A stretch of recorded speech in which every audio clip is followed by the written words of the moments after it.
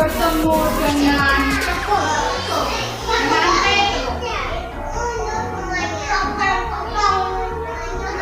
mereka berjalan bersama-sama. Tiba-tiba perutnya Petrus sakit. Aduh, perutku sakit. Lalu kata teman, kenapa perutku sakit? Aku tadi pagi tidak mau disuruh sarapan, tidak mau sama ibu. Perutku sakit, kata Petrus.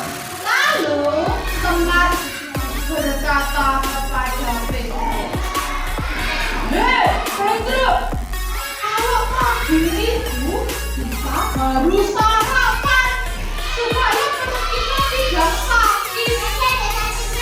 Lalu Petrus menangis karena perutnya sakit.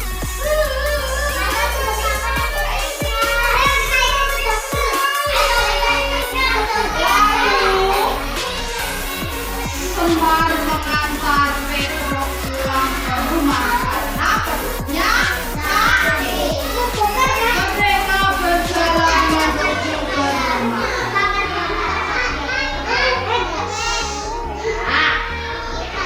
Oke. Lalu di rumah Petrus sudah ada siapa? Sudah ada babi.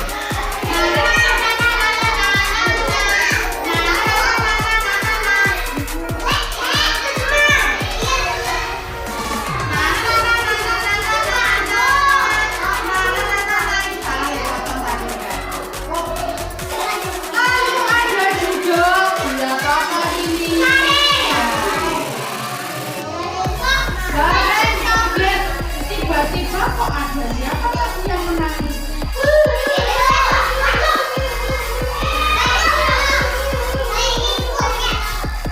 Lalu Petrus menangis dan kalian bertanya, lalu ini siapa tadi temannya tadi?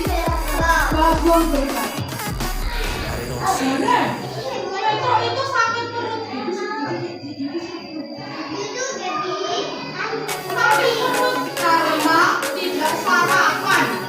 Ya, gimana toh ya? Kita itu pagi-pagi kan harus makan. Harus apa?